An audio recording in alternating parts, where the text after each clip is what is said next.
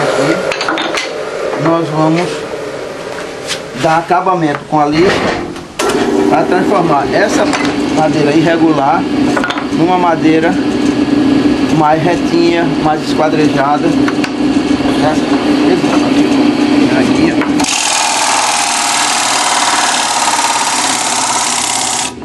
Eu começo a retificar as faces para transformar ela numa face reta.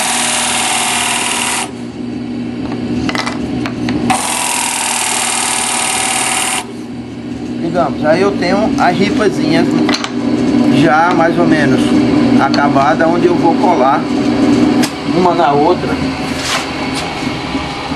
Por exemplo, eu tenho uma madeira de uma cor com outra de outra, onde eu vou colar formando as tábuazinhas como estão aqui, certo?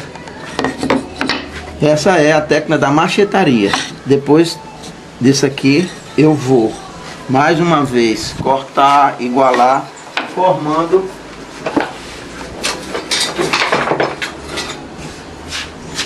já um material mais, tá tudo sujo, mas um material mais regularizado. E depois começo a construir as caixas, certo? Você veja, cores diferentes, madeiras diferentes, né? Exemplo, certo? A etapa final, depois de completado o que a gente queria fazer, é dar o acabamento final, lixar, invernizar, colocar puxadores. Muitas vezes os puxadores são feitos com cimentos de torno da lei, cimentos de catulé, de macaúba, que eu também consigo dar polimento. Isso é uma mucunã. Isso aqui, pra ter uma ideia, é a madeira depois de acabada, polida, e são peças que vão se tornar chaveiros.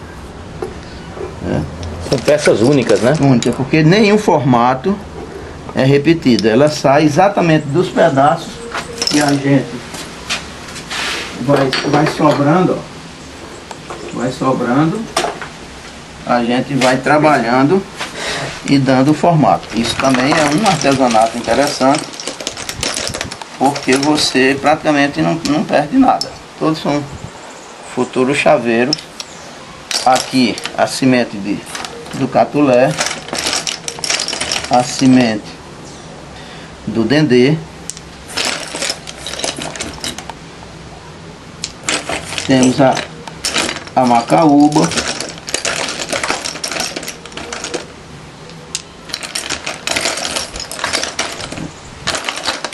e assim vai saindo, né? Então todas essas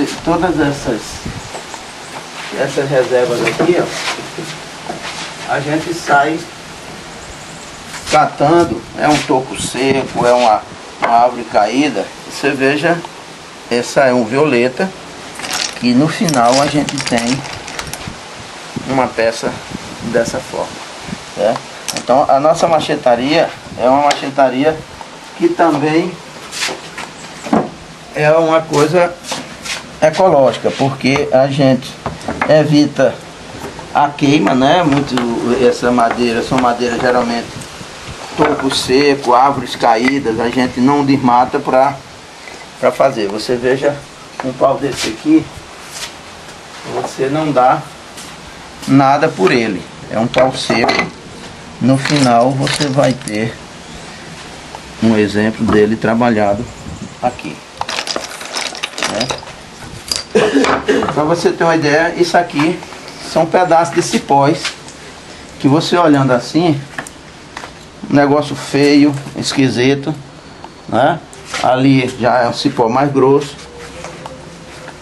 Eu estou fazendo aqui uma caixa ou uma bola, onde eu utilizo as seções transversas do cipó, uma bola decorativa. Aqui ainda está em fase de acabamento. No final é uma peça de decoração interessante. Aqui eu tenho catulés, eu tenho semente de catulé, babaçu, né? onde já passou pelo primeiro processo, após ter secado a semente, onde eu já uso a lixa grossa. Essa máquina é uma máquina que nós idealizamos e adaptamos, tipo um centrifugador que tem um fundo de uma lixa, onde eu vou trocando o tipo de lixa, de uma lixa mais grossa até mais fina, até pega nele, ó. Caroço de umbu.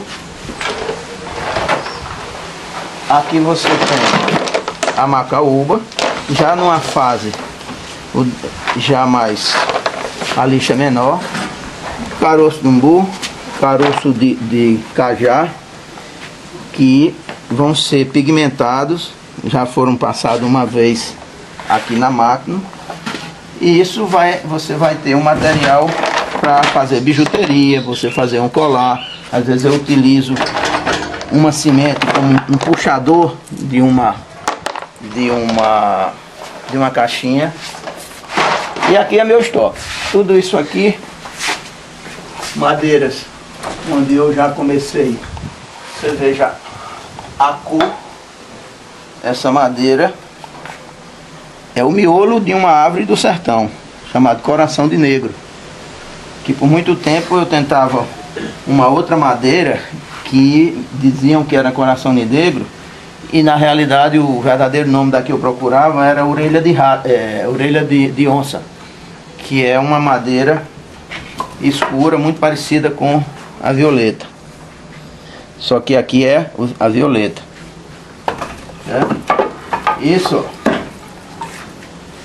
Isso aqui, você não dá nada por ele, um toco, uma madeira amarelada, leve, não é?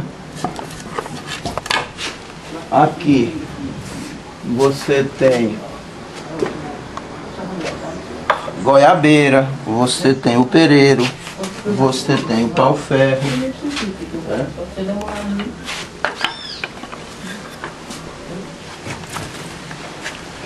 O cedro do sertão. Certo? Então, a gente vai fazendo as toras, preparando as ripazinhas. E muitas vezes, ó, um coco desse aqui, você não dá nada por ele, mas você tem uma textura interessante. Depois de trabalhado, polido, permite você fazer pulseiras. Isso é trabalho em madeira em fase de acabamento, né?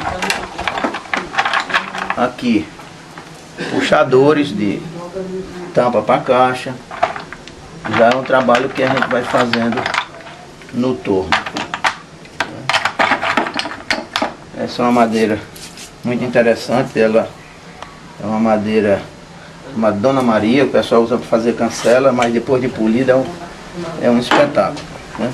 Então, Júlio, o senhor anda por aí, e aí nas suas andanças, quando o senhor observa algum material interessante... Aí às vezes eu paro o carro, pego, o pessoal diz: não, doutor, está catando lixo. Na verdade, lixo para ele, para mim é matéria-prima. Que você vê isso aqui, tudo isso aí são coisas que vão, de uma forma ou de outra, ser transformadas em arte e artesanato, né? Às vezes é um pedaço de uma cama. Aqui está um exemplo de uma cama antiga. Isso é uma madeira que é